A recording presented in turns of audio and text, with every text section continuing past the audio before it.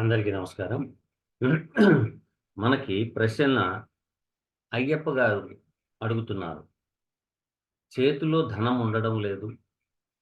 విపరీతంగా ఖర్చవుతోంది. వృత్తి యందు ఇబ్బందులు కూడా ఉన్నాయి నాకు. దానికి ఏదైనా రత్నం సజెస్ట్ చేయండి. లేదా ఏదైనా పరిహారం చెప్పండి అని అడుగుతున్నారు. అయ్యప్ప గారు, మీ యొక్క date of birth, time, place తీసుకొని చూస్తే ఆరుద్ర నక్షత్రంలో మీరు జన్మించారు. అంటే చతుర్థాధిపతి మేష లగ్నం. చూడండి, మేష లగ్నం, ఆరుద్ర నక్షత్రం అంటే మిథున రాశి. చతుర్థాధిపతి రాహు యొక్క నక్షత్రంలో పడడం, ఆ రాహు లగ్నంలో ఉండడం ఇది సరైన స్థితి కాదు. త్రిషాఢ భావాల్లో మూడో భావంలో చంద్రుడు పడడం, ఏ పనిలో కూడాను సరి అయిన నిర్ణయం తీసుకోలేకపోవడం, అన్ అదేంటి అనుమానం. సగంలో ఆపేస్తారు మీరు. పని ఏదైనా చేయాలన్నా కూడాను, ఆ పని సగంలో ఆగిపోవడం, వృత్తి యందు ఇష్టత లేకపోవడం, ఇవి అన్నీ ఎందుకొస్తున్నాయంటే, మీ తల్లిగారు తరపున ప్లస్ మీ తండ్రి గారి తరపున 2 వివాహాలు గాని, మృత శిశువు జననం గాని, అకాల మృత్యువు గాని, లేక అబార్షన్స్ గాని జరుగుంటాయి కనుక్కోండి. అంటే మీ తల్లిగారి తరపున ప్లస్ తండ్రి గారి తరపున. తల్లిగారి తరపున వచ్చేటప్పటికి తల్లిగారికి గాని, లేక అమ్మమ్మ గారికి గాని ఒక్క నిమిషం.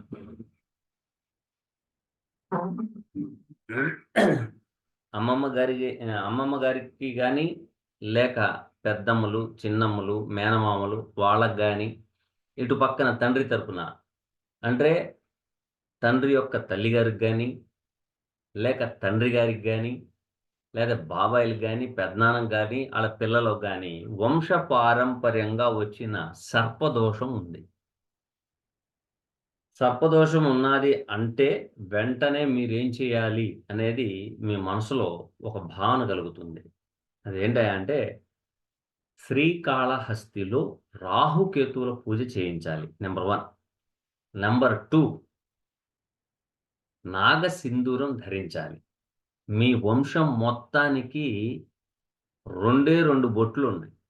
ఏంటంటే, ఒకటి నాగసింధూరం, రెండోది దుర్గామాత సింధూరం లేదా కుంకుమ. ఇవి మీరు చేయాల్సిన పనులు. ఇవి చేయడం వలన గత జన్మలో చేసుకున్న పాపపుణ్యాల మూలంగా వచ్చే అనర్థాలే ఇవి. ఓకేనా? నాగసింధూరం రోజు మీరు నుదుటిన ధరించండి. అలాగే ప్రతి మంగళవారం వినాయకుడికి గరికతో పూజ చేయండి. ప్రతి శుక్రవారం అమ్మవారికి కుంకుమతో పూజ చేయండి. ఇది మీరు బ్రతికినంత కాలం చేయాల్సిందే. చాలామంది ఏం చెప్తారంటే ఒకసారి చేస్తే సరిపోతుంది. సరిపోదండి. ఎట్టి పరిస్థితిలో సరిపోదు. మీకు గత 17/1/2023 కాడ నుంచి అసలు మీకు బాగోలేదు. ఎందుకు బాగోలేదు? కారణం ఏంటి? అంటే భగవంతుని యొక్క ఆరాధన, భగవంతుని యొక్క బ్లెస్సింగ్స్ మీకు చాలా అవసరం. చాలా అవసరం. ఎందుకంటే అష్టమ భావంలో కుజుడు, శని ఉన్నారు. మీరు ఎప్పుడైతే ఈ శనిని మీరు కంట్రోల్ చేసుకుంటారో ధనప్రాప్తి మొదలవుతుంది. ధనప్రాప్తి మొదలవుతుంది. ఒకవేళ సొంతగా ఇల్లు కట్టుకునుంటే ఉత్తర వాయువ్యం లేక పశ్చిమ వాయువ్యం దగ్గర బాత్రూమ్స్ తేడా కట్టుంటారు. ఒకసారి చూసుకోండి. లేదా వాయువ్యంలో సెప్టిక్ ట్యాంక్ ఏసేసుంటారు. అదొకసారి గమనించుకోండి. లేదా పశ్చిమ గోడకు గాని, ఉత్తర వాయువ్యం గోడకు గాని ఖచ్చితంగా ఆని ఉంటదేమో చూసుకోండి. ఎందుకంటే మీ యొక్క జాతక పరిశీలనలోనే మీరు నివసించే అద్దె ఇంటికెళ్ళినా అటువంటి ఇంటికే వెళ్తారు. ఒకవేళ ఇల్లు కట్టుకోవాలన్నా అదే విధంగా కట్టుకుంటారు. వేరే విధంగా కట్టరు. ఎందుకంటే వాస్తులో సిద్ధాంతి గారు చెప్పిన దానికన్నా మీరు ఎక్కువగా ఈ పనికిమాలిన మేస్త్రులు, మేము ఎంతోమంది ఇళ్ళకి కట్టామండి అంటాడు గానీ, ఆ ఇళ్లల్లో నివసించే వాళ్ళు ఏ విధంగా నివసిస్తున్నారన్న సంగతి మాత్రం చెప్పడు. ఓకేనా? ఒకవేళ నూతన గృహ నిర్మాణం మీరు చేసుంటే, వేరే చోట ఇల్లు పగలగొట్టిన ముక్కా చెక్క గాని, లేక వేరే ఇంటికి ఉపయోగించిన పరికరాలను గాని మీరు వాడుంటారు. అది కూడా చూసుకోండి. ఎందుకంటే శని విసర్జింపబడిన వస్తువులకు కారకుడు. దాన్ని శల్య దోషం అని అంటారు కూడాను. ఇది నేను చెప్పింది కాదండి. భృగు మహర్షి గారు రచించిన తాళపత్ర గ్రంథాల్లో ఉన్న విషయం అది. ఓకేనా? అయితే మీ యొక్క జాతక పరిశీలన చేస్తే ఏ విధంగా ఉంది ఏంటంటే, లగ్నంలో రాహు, సప్తమంలో కేతు. చంద్రుడు మూడో భావంలో ఆరుద్ర నక్షత్రంలో ఉన్నారు. మానసిక క్షోభ అనుభవించక తప్పదు అని చెప్తుంది. ఇళ్ళు మారక తప్పదు. స్థలాలు మారక తప్పదు. వృత్తి, ఉద్యోగాల్లో మార్పులు అనేది తప్పవు. ఓకేనా? సప్తమంలో కేతు, అష్టమంలో కుజుడు మరియు శని. మీరు గుర్రం పరిగెత్తినట్టు పరిగెత్తాలి అంటే శని ఎనక నుండి ఎట్టి పరిస్థితుల్లో పరిగెత్తొద్దు, ఇబ్బందులొస్తున్నాయి అని చెప్తున్నాడు. మీరు పరిగెడితే ఎలా? కుదరదుగా. రెండోది, దశమ భావంలో శుక్రుడు, గురువు, రవి, బుధ. దీనికి శని యొక్క యాస్పెక్ట్ అంటే దృష్టి పడుతుంది. అంటే చదువుకు తగ్గట్ట ఉద్యోగం రాదు, రాదు, రాదు. It is final. కానీ అదృష్టం అనేది ఉండాలిగా మనిషికి. అదృష్టం అనేది ఉంది. నేమ్ అండ్ ఫేమ్ ఉంది. మీరు చేయాల్సిన పనేంటంటే, మీ దగ్గర పనిచేసే వాళ్ళకి, మీ ఇంట్లో పనిచేసే వాళ్ళకి, లేతే చారిటీ వాళ్ళకి, అంటే పేదవాళ్ళకి మీరు దాన ధర్మాలు చెయ్యాలి. రూ. 10 సంపాదిస్తే రూ. 2 దానం చేయాలి మీరు. అప్పుడు గాని మీకు నేమ్ అండ్ ఫేమ్ రాదు. అవసరం వస్తే మీరు పస్తున పడుకోండి. పస్తున పడుకోండి. ఏం కాదు. కానీ పేదవాడిని మీరు చూశారు అంటే మీకు నేమ్ అండ్ ఫేమ్ వస్తుంది. ఉద్యోగంలో హైక్ వస్తది. చాలా ఉన్నాయి. మంచి యోగం ఉంది. దశమ భావంలో ఆ లగ్నానికి భాగ్యాధిపతి మరియు వ్యయాధిపతి అయిన గురువు మకర రాశిలో పడి నీచబడ్డారు. రెండోదేంటయ్యా అంటే మిత్రుడైన రవితో సంబంధం పెట్టుకున్నాడాయన.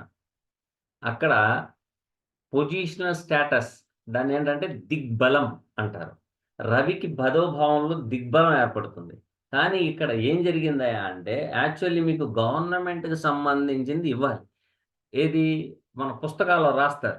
10వ భావంలో రవి ఉంటే గవర్నమెంట్ ఉద్యోగం వస్తది అని. మీరు అది చదివారనుకోండి ఇబ్బంది పడతారు. అది మకర రాశి. శని యొక్క క్షేత్రం. శనికి, రవికి పడదు. గురువుకి, శనికి పడదు. ఎందుకంటే గురువు చెప్పినట్టు శని వినడు. శని చెప్పినట్టు గురువు వినాల్సిందే. ఓకేనా? మీరు చేయాల్సిన పనేంటంటే ఇన్ ఫ్యూచర్‌లో డెవలప్ అవ్వాలంటే మీరు బాగా చదువుకుంటే సాఫ్ట్‌వేర్ డెవలపర్‌గా గాని, సాఫ్ట్‌వేర్ తయారీ విధానం గాని, కోడింగ్ చేసే విధానం గాని, కోడింగ్ డెవలపింగ్ గాని, లేక రీసెర్చ్ దాంట్లో గాని, లేకపోతే సివిల్ ఇంజినీరింగ్ గాని, కన్‌స్ట్రక్షన్స్ ఫీల్డ్‌లో గాని, ఒక ప్రోడక్ట్ తయారీ చేసే విధానాలకు సంబంధించిన వృత్తుల్లో కనుక మీరు నిమగ్నమైతే, మీ ప్రాబ్లమ్స్ అన్నీ పటాపంచలైపోతాయి. పటాపంచలు అయిపోతాయి. అయితే మీకు అదృష్టం అనేది ఉంది. ఆ అదృష్టం మీరు అందబుచ్చుకోవాలంటే కొంత డబ్బులు చారిటీ చేయాలి. కుంటి వాళ్ళకో, గుడ్డి వాళ్ళకో, లేతే కొంత డబ్బు ఎవరికో ఒకళ్ళకి సహాయపడతా ఉంటారు. మీరు చేయాల్సిన పని మోస్ట్ ఇంపార్టెంట్‌ది ఏంటంటే, మీ దగ్గర ఒక 2000 ఉన్నాయనుకోండి, హాస్పిటల్ దగ్గరికెళ్ళండి ఫస్టు. హాస్పిటల్ దగ్గర అడుక్కునేవాళ్ళుంటారు. హాస్పిటల్ దగ్గర అడుక్కునేవాళ్ళుంటారు. వాళ్ళకి తినటానికి ఏమైనా ఇవ్వండి. ఓకేనా? 8వ భావంలో శని ప్లస్ కుజుడు అక్కడే ఉన్నారు. దాన్ని కుజదోషం అని పెద్దగా భూతద్దంలో పెట్టి చూపిస్తారు. మీరు కంగారు పడవలసిన అవసరమేమీ లేదు దానికి. సో, శనీశ్వరుడు దశమ లాభాధిపతి అయ్యి అష్టమ భావంలో ఉన్నాడు. అంటే వృత్తి యందు అష్టమం కష్టాలే, కానీ మ్యానుఫ్యాక్చరింగ్ దాంట్లో ఉంటే మీకు ఇబ్బందులేమీ ఉండవు. అయితే కుజుడు అష్టమ భావంలో ఉన్నారు కాబట్టి, ఆయన సివిల్ ఇంజినీరింగ్ ఇవ్వచ్చు, అగ్నిమాపక దళం ఇవ్వచ్చు, తర్వాత క కన్‌స్ట్రక్షన్స్ ఇవ్వచ్చు, ఎలక్ట్రికల్ ఇవ్వచ్చు, ఐరన్ సంబంధించి ఇవ్వచ్చు. ఏంటి ఫిజికల్ ఫిట్‌నెస్‌కి సంబంధించింది. ఇవన్నీ కుజుడు ఇస్తున్నాడు. లగ్నాధిపతి అయ్యి. మీరు తొందరపడిపోకూడదు. ఇక్కడేంటంటే అష్టమ భావంలో అష్టమ శని సంచారం జరుగుతూ దశమంలో ఉన్న రవిని, గురువుని, శుక్రుడిని, బుధుడిని చూస్తున్నారు. మీరు ఎంత వేగంగా పెరగాలని మీరు ఆలోచిస్తారో అంత ఇబ్బంది పడతారు. ఓకేనా? రెండోది మీరు వ్యాపారస్తులనుకోండి. మీరు వ్యాపారం చేస్తున్నారు. వ్యాపారం చేస్తున్నారంటే ఒక టిక్కీ లాంటిది పెట్టాలా. చిన్న, చిన్న షాపు. చిన్న షాపు పెట్టుకోవాలా. ఆ చిన్న షాపులోనే మీకు అభివృద్ధి యోగాలు ఎక్కువగా ఉంటాయి. మీరు గనక శుక్రక్షేత్రంలో ఉన్నాడు కదా! కేతువు. కాబట్టి నేను పెద్దగా పెట్టేద్దాం. ఇస్తారీళ్ళు. మా జ్యోతిష్యులు ఏం చెప్తారంటే మీరు నాశనం అయిపోయే సలహాలిస్తారు. ఎలాగిస్తారంటే శుక్రుడు కేతు యొక్క నక్షత్రం కేతువు శుక్రక్షేత్రంలో ఉన్నారు కాబట్టి, శుక్రుడు దశమంలో ఉన్నాడు కాబట్టి, నేమ్ అండ్ ఫేమ్ వచ్చేస్తది. మీరు పెద్దగా పెట్టేసేయండి షాప్ అంటారు. చాలా ఇబ్బందులు పడతారు. చిన్న షాపే పెట్టాలా? ఎంత కోట్లు గడించినా కూడాను చిన్న షాపే ఉండాలి గానీ, పెద్ద షాప్‌కి వెళ్ళొద్దు. మీ ఆలోచనలన్నీ పెద్ద పెద్దగా చేయాలనే ఆలోచనలు. ఇమాజినేషన్, ఇంటెలిజెన్స్ అంతా బాగానే ఉంది. కానీ ఏంటంటే, మీ దగ్గర తొందరపాటుంది. ఆ తొందరపాటే మీకు ఇబ్బందులు తీసుకొచ్చి పెడుతుంది. ఇలాగే ఒక ఆయన రియల్ ఎస్టేట్ చేసుకునే వ్యక్తికి మేమొక సలహా ఇచ్చాం. బాబు మీరు రియల్ ఎస్టేట్ చేసుకోవచ్చు. అవసరం వస్తే కన్‌స్ట్రక్షన్స్ చేసుకోండి. పర్వాలేదు. కేతువు తులారాశిలో ఉన్నారు కాబట్టి ఇబ్బందేమీ లేదు. రియల్ ఎస్టేట్‌లో చిన్న చిన్న ముక్కలు అంటే చేబుదులు. ఇప్పుడు మీరు కొన్నారనుకోండి, ఇంకోళ్ళకి అమ్ముకోవాలనుకుంటున్నారు. ఒక రూపాయి వస్తది కదా! అని మీరు అమ్ముకోవాలనుకుంటారు. ఆయనేం చేశాడు, ఈయన దగ్గరికొచ్చింది. తీసుకెళ్ళి వేరేవాడికి అమ్మాడు. ఈయనకొక కమిషనొచ్చింది. ఈయనకి లాభమొచ్చింది. అలా ఏమైందంటే దాదాపు రూ. 1,00,00,000 సంపాదిచ్చాడు. అంటే తన ఖర్చులు పోగా రూ. 1,00,00,000. వచ్చిన తర్వాత మనిషికి వినాశకాలే విపరీత బుద్ధి అని అంటారు. వినాశకాలం దాపురిస్తేనే ఆయన బుద్ధి భ్రమింపబడతది. ఆయనకి చిన్న చిన్న ముక్కలు కొనుక్కొని చేబుదులుగా చేసుకోవయ్యా అని చెప్తే, రూ. 1,00,00,000 వచ్చినాయి గదా! అని ఓకేనా? ఇంకో పార్ట్నర్‌ని కలుపుకొని 10 ఎకరాలు కొన్నారు. అంతే. పతనం అయిపోయాడు. లాస్ట్‌కి ఆ కోటి పోయింది. ఆ 10 ఎకరాలు పోయింది. ఎందుకని? కేతువు ఎప్పుడూను ఒదిగి ఉండమంటాడు. తన కాన్సెప్ట్ ఏంటంటే స్లోగా గ్రోత్ అవ్వమంటాడు. మనమేం చేస్తాం? డబ్బులున్నాయి గదా! అని పెద్దగా పెడతాం. ఒకేసారి మునిగిపోతే గాని మన దరిద్రం పోదు. కాబట్టి మీరు దయచేసి మీరేమైనా చేయాలనుకుంటే స్లోగా చేయండి. రెండోది కొంచెం కొంచెంగా చేయండి. వ్యాపారం కూడా పెద్దది పెట్టేయమాకండి. చిన్న వ్యాపారం పెట్టుకోండి. ఏదైనా ఉద్యోగం అనుకోండి. చిన్న ఉద్యోగం వస్తది. చిన్న ఉద్యోగం నుంచి గ్రోత్ అవుతారు మీరు. చాలా బాగుంది మీ దాంట్లో. మీరు చేయాల్సిన పనేంటంటే వృత్తినే దైవంగా భావించి మీరు చెయ్యండి. ముందుకు సాగండి. ఖచ్చితంగా మీకు మంచి మంచి ఫలితాలు వచ్చే యోగాలు ఎక్కువగా ఉన్నాయి. అలాగే at the same time Saturn మహాదశలో శాటర్న్ మహాదశ నడుస్తోంది. ఒక్క నిమిషం. శాటర్న్ మహాదశ నడుస్తుంది. శాటర్న్ మహాదశలో మీకు బుధ అంతర్దశ నడుస్తుంది. అంటే మీ లగ్నానికి తృతీయ షష్ఠాధిపతి అయిన బుధుడు మిత్రక్షేత్రంలో దశమంలో కూర్చున్నారు. అంటే మిత్రుల మూలంగా ఇబ్బందులున్నాయి జాగ్రత్త. ఆరో భావంలో కూర్చున్నారు కాబట్టి వృత్తి యందు మీకు చికాకులు ఉండినా కూడాను, మీరు వృత్తినే దైవంగా భావించి చేయండి. మీరు నెగెటివ్‌గా ఆలోచిస్తున్నారు. పాజిటివ్‌గా ఆలోచించి చూడండి. ఖచ్చితంగా మీకు ఫలితాలొస్తాయి. రాకుండా అయితే ఉండవు. కాబట్టి మీరు ఒక 8 శనివారాలు శనికి తైలాభిషేకం చేయండి. ఎనిమిదవ శనివారం 2 కిలోల నల్ల నువ్వులు దానం చేయండి. ప్రతిరోజు కాలభైరవ అష్టకం చదవండి.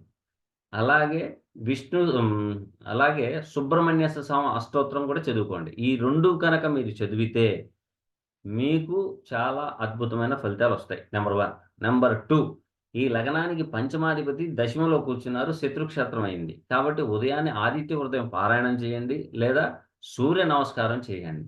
చేస్తే సరిపోతుంది. ఇబ్బందిదాయకమైన వాతావరణం లేదు. ఈ జాతకుడికి హార్ట్‌ఫుల్‌గా, మనస్ఫూర్తిగా చెప్తున్నాను. ఇంకో గంటలో మరణం సంభవించినా కూడాను తినటానికి తిండి, ఉండటానికి ఇల్లు, కట్టుకుంటానికి బట్ట, తిరగడానికి బళ్ళు, చేయడానికి పనోళ్ళు ఇలా అందరూ ఉంటారు. మీ జాతకం వేరు. దశమంలో 4 గ్రహాలున్నాయి. 4 గ్రహాల్లో రవి, గురువు వీక్ అయ్యారు కాబట్టి, ఈ రెండిటికి మీరు చేసుకోండి. మీకు ఖచ్చితమైన ఫలితాలొస్తాయి మీకు. ఓకేనా? థాంక్ యూ అండి. Next question.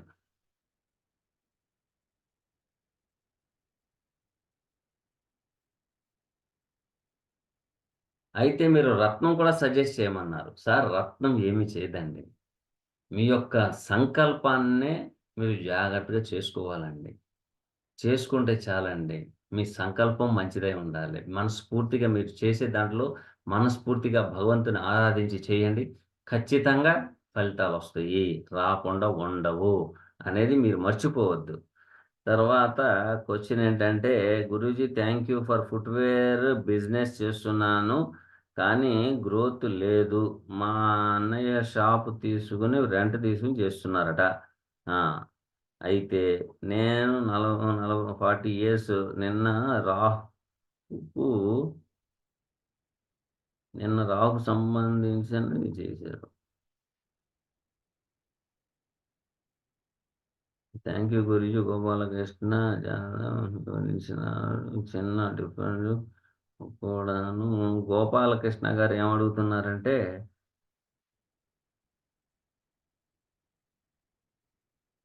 ఆన్‌లైన్‌లో బిజినెస్ చేయండి అన్నాను. కానీ ఆయన హ్మ్. అయితే కొంచెం పర్సనల్‌గా విషయాలు కొన్ని చెప్తాను. బాగా గుర్తుపెట్టుకోండి. చాలామంది తెలియక చేసే పనులు, తెలియక చేసే పనులు. రోజు ఒక 5,000 వస్తున్నాయి కదా అనుకుంటే, ఏదో ఒకటి కొనాలి. ఏదో ఒకటి చెయ్యాలి. ఏదో ఒకటని ఆలోచిస్తాడు. కానీ రోజు 5,000 వస్తున్నాయి. జీవితాంతకాలం వస్తాయా? రావా? అనేది ఆలోచన ఉండదు. ఎప్పుడు ఇలాగే ఉంటదనుకుంటాడు. అప్పుడే పప్పులో కాలేస్తాడు. అది కాదండి. ఫస్ట్ మీరు మీకొచ్చిన డబ్బుల్ని మీ భార్య ముఖ్యంగా భార్యాభర్తలు కూర్చుని మాట్లాడుకుంటే రూపాయికి రూ. 1000 వస్తాయి. కానీ మీరు కూర్చొని మాట్లాడరు. ఎందుకంటే మగాడిని, సంపాదిచ్చేవాడిని. నేను చెప్పినట్టు నువ్వు వినాల్సిందే. ఎప్పటిదాకా అంటాడు? పూర్తిగా నాశనం అయిపోయేదాకా ఇదే మాట అంటాడు. ఇదే మాట అంటాడు. ఒక సలహా అడగండి. ఏం పోయింది? భార్యకి ఒక సలహా అడిగితే తప్పా? అమ్మాయి నేను ఇలా చేయాలనుకుంటున్నాను. ఏంటంటావు? ఏం చేయమంటావు? అని ఒక మాట ఎయండి. తన మనసులో కూడా కోరికుంటది గదండీ! నా భర్త నన్ను అడగకుండా చేసేస్తున్నాడు, ఇబ్బందులు పడిపోతున్నాడనే భావన భార్య దగ్గర కూడా ఉంటుందిగా. కాబట్టి మీరు ఏ పని చేసినా, ఎలా చేసినా కూడాను భార్యాభర్తలు కూర్చుని మాట్లాడుకుంటే సార్ట్ ఔట్ అవుతది. లేకపోతే అవ్వదు. Number 1 point. నంబర్ 2, అలాగని భార్య ఫాల్సీ స్టేటస్ అమ్మాయయితే మీరు అడగాల్సిన అవసరమే లేదు. ఎందుకంటేనండి, నేను రూ. 11 జీతగాడి కాడ నుంచి ఈరోజు దేవుడి దయ వల్ల ఒక ఎంప్లాయ్ అయ్యాను. ఒక ఎంప్లాయ్ అయ్యాను. అయ్యి ఫస్ట్ రోజు వివాహం అయిన ఫస్ట్ రోజు మా ముస్లిమ్స్‌లో ఆ రోజు సాయంత్రమే మాకు ముహూర్తాలతో పనిలే. ఆ రోజు సాయంత్రమే మాకు కార్యానికి ఏర్పాట్లు చేస్తారు. ఆ రోజు నేను నా జీవితంలో వచ్చిన భాగస్వామికి ఏం చెప్పానంటే, నాకు చెప్పకుండా నువ్వు ఏ నిర్ణయం తీసుకోవద్దు. Number 1 point. నేను నీతో చెప్పకుండా నేను ఎటువంటి నిర్ణయం తీసుకోను. అది నా అక్క, చెల్లి, అన్న, తమ్ముడు లేతే తల్లి, తండ్రి ఎవరికైనా సరే. ఒక 5,000 ఆవిడకివ్వాలి అంటే, మా అన్నయ్యకో ఎవరికైనా ఇవ్వాలంటే నీకడుగుతాను. మనకి తెలీదు మగాళ్ళకి. మగాళ్ళకి తెలీదు. ఆడవాళ్ళకేమన్నా తెలుసా అంటే, వాళ్ళకే తెలీదు. ఎందుకని? ఏ టైం ఎలా ఉంటదో ఏమో తెలీదు. కాబట్టి ఒక మాట, "అమ్మాయి ఒక 5,000 అడిగారు అన్నయ్య గారు.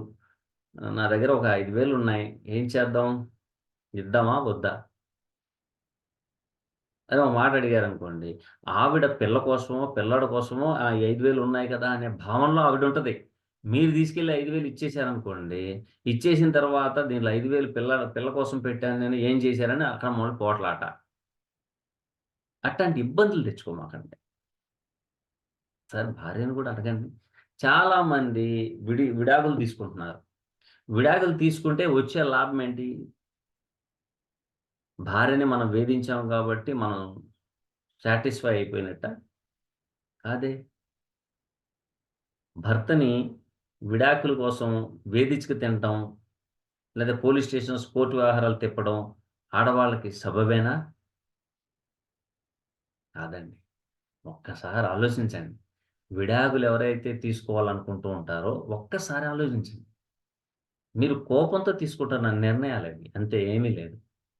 ఇటు ఆడవాళ్ళు గాని, మగవాళ్ళు గాని కోపంతో తీసుకునే నిర్ణయాలు. ఏవండీ మా జాతకంలో ఇలా ఉందండి అంటే ఎళ్లి కాలువలో దూకమంటే దూకేత్తారా? చెప్పండి. కాదు కదా! కాబట్టి ఒక్కసారి ఆలోచించండి. చాలామంది 18 పాయింట్లు అబోవ్‌గా వచ్చి 36 పాయింట్ బిలోగా వస్తే గనక మంచి సంబంధం అని పెళ్లి చేసుకుంటున్నారు. పెళ్లి చేసుకుని చాలామంది నాకైతే ఎన్ని ఫోన్‌లు చేస్తా ఉంటారో, చాలా మంచిగా ఉన్నది కదండీ! పాయింట్లు బాగున్నాయి కదండీ! వాళ్ళిద్దరికీ పెళ్లి చేశామండి. ఆ పిల్లాడు తల్లి మాటింటాడు, లేతే అన్న మాటింటాడు, లేతే తండ్రి మాటింటాడు, లేతే స్నేహితుల మాటింటాడు. తన యొక్క బిహేవియర్ బాగోలేదండి. ఇక్కడ పొంతన బాగానే ఉంది గదండీ! అంటే పొంతన చెప్పదండి. పొంతన ఏం చెప్పుద్ది అంటే వివాహం చేయవచ్చు. వివాహం చేయవచ్చు. కానీ కింద ఏం రాసుంటదంటే ఒక అనుభవ జ్ఞానుడైన జ్యోతిష్యుల వారిని సంప్రదించండి అని ఉంటది. దాన్ని మనం పట్టించుకోం. ఎందుకు? అబ్బాయి మంచి ఉద్యోగస్తుడు. బాగా ఎనకాల మూటుంది. అంటే ప్రాపర్టీ ఉంది. కాబట్టి మనం చేసేస్తే మన అమ్మాయి సుఖపడిపోద్ది. ఇదే కాన్సెప్ట్. నాది గూడా అదే కాన్సెప్ట్ అండి. నాది గూడా అదే కాన్సెప్ట్. కానీ నా కూతురికి వివాహం చేసేటప్పుడు నేను ముందుగానే చెప్పాను. అమ్మా! ఉమ్మడి కుటుంబంలో నువ్వు ఉండడానికి కోసం ఆలోచించు అని అప్పటినుంచి బ్రెయిన్ వాష్ చేసుకుంటా కూర్చున్నా. ఎందుకంటే నా కూతురిది మూలా నక్షత్రం. మూల నక్షత్రం. తనని ఇబ్బంది పెట్టినోళ్ళకి నౌ స్టిల్ ఈ డేట్ చెప్తున్నాను. కాయి పిందె వచ్చింది. పిందెలోనే రాలిపోయింది. ఎందుకంటే మూల నక్షత్రం, మఖా నక్షత్రం, అశ్విన నక్షత్రం వాళ్ళకి ప్రకృతి వైపరీత్యాలు రావాలంటే వాళ్ళని టచ్ చేయాలి మనం. మన స్థితిగతులు మారిపోవాలంటే వాళ్ళని హింసించాలి. హింసిస్తే మనం అడుక్కునే స్టేజ్‌కెళ్ళిపోతాం. అదైతే పక్కా.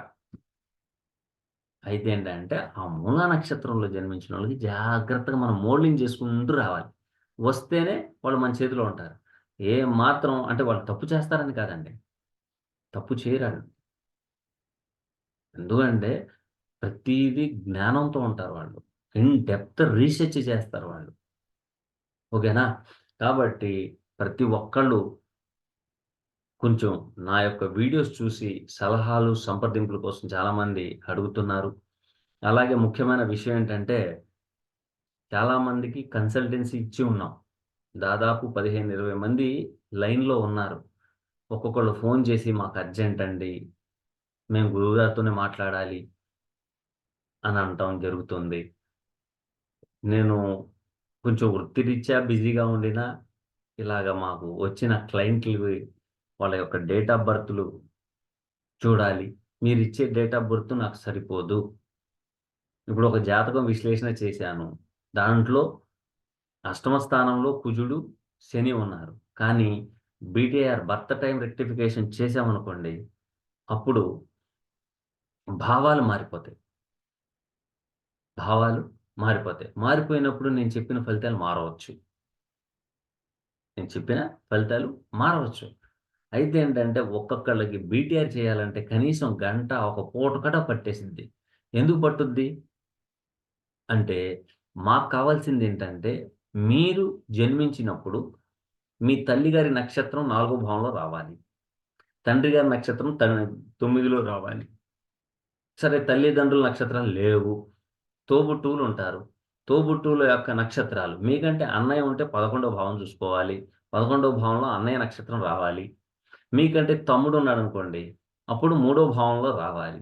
ఇలాగ జెనెటిక్ రిలేషన్స్ అనేది బీటీఆర్ మన గురువుగారు కృష్ణమూర్తి గారు చాలా చక్కగా చెప్పారు. ఒక్క సెకండ్ తేడా వచ్చినా కూడాను ఫలితాలు మారిపోతాయి. మేము చెప్పే ప్రిడిక్షన్ అవ్వదు. నేను అందుకనే మా ఎస్‌బి టీమ్ వాళ్ళకి చెప్పాను. పక్కాగా మీరు బీటీఆర్ చేయాల్సిందే. అవతల వ్యక్తి మాకు ఇది చెప్పిన టైం ఇదేనండి. ఈ టైం తప్ప వేరే టైం ఎలాగేస్తారు అది ఇది అని కొంచెం చికాకు పెడతారు. వాళ్ళకొక నమస్కారం పెట్టేసేసి ఆళ్ళది తీసుకోవద్దు. ఆళ్ళది తీసుకోవద్దు. ఎందుకంటే ఒక శిశువు జననం జరగాలంటే 3 విధానాలున్నాయి. ఆ విధానాలు వీళ్ళకి తెలీదు.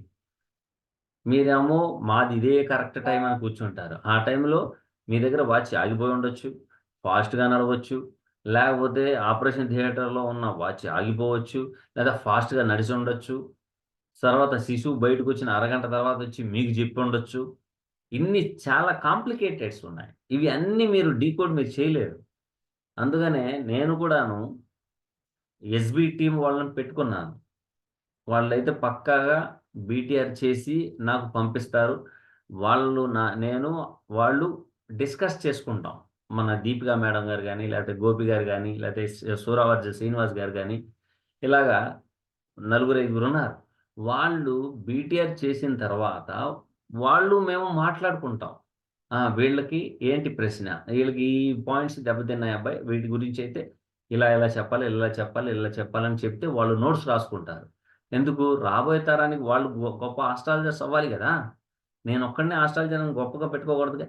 మనిషికి ఏ టైంలో మారకం వస్తదో ఎవరికీ తెలీదు. అందుకనే నా బుర్రలో ఉన్న ప్రతి ఒక్కటి ఇప్పుడు ఎస్‌బి టీమ్‌గా పెట్టి క్లాసులు చెప్పడం జరుగుతుంది. ఎందుకంటే నా యొక్క ధ్యేయం ఈ జన్మ భగవంతుడు ప్రసాదించాడు గాబట్టి, ఈ జన్మలో నేను చేసుకోవాల్సిన పుణ్యకార్యాలేంటయ్యా అంటే, రాబోయే తరానికి కూడా జ్యోతిష్య శాస్త్రం మీద పరిజ్ఞానం పెంచడం కోసమే నేను క్లాసులు పెట్టి చెప్తూ జరుగుతుంది. అది తర్వాత ఈ ఎస్‌బి టీమ్ మెంబర్స్ అందరూ కలిసి రేపు వచ్చే నెల ఏప్రిల్ 1 తారీఖు నుండి మళ్ళీ కొత్త బ్యాచ్ పెట్టాలనుకుంటున్నాం మేము. ఒక 10 మంది దాకా చేరారండి. ఏప్రిల్ నుంచయితే మేము కూడా వస్తా ఉంటున్నారు. ఎందుకంటే ఈ స్కూల్స్ అవి ఇవి బిజీగా ఉంటారు కదా! సో, అక్కడి నుంచి రాడానికి ఉన్నారు. అయితే లిమిటెడ్ మెంబర్స్‌నే తీసుకుంటున్నాము. దయచేసి మీరెవరైనా నేర్చుకోవాలని ఇంట్రెస్ట్ ఉంటే మీకు ఇంట్రెస్ట్ ఉంటే, మీరు ఇండియాలో ఉండనివ్వండి, ఔట్ ఆఫ్ కంట్రీలో ఉండనివ్వండి, ఎవరికైనా సరే వారి యొక్క సమయాన్ని బట్టి క్లాసులు డిసైడ్ జేసి, ఆ సమయాన్ని డిసైడ్ జేసి చెప్పడం జరుగుద్ది. కావున ప్రతి ఒక్కళ్ళకి తెలియపరిచేదేంటంటే, ఇంట్రెస్ట్ అనేది కాదండి. రేపొద్దున్న మీకు, మీ పిల్లలకి, లేతే మీ మనవళ్ళకి, మీ ముని మనవళ్ళకి ఎప్పటికైనా పనికొచ్చేది శాస్త్రం. రేపొద్దున్న ఈ శాస్త్ర పరిజ్ఞానం లేకపోతే ఇబ్బందులు పడేవాళ్ళు చాలామంది ఉన్నారు. ఓకేనా? కాబట్టి నా యొక్క సలహాలు, సంప్రదింపులు మీరు చేసుకుంటున్నారు. నేను చెప్పే చిన్న చిన్న రెమెడీస్ మీరు చేసుకోండి. చేసుకుంటం వలన మంచి ఫలితాలొస్తాయనేది ఆశిస్తాను. ఓకేనా? Thank you.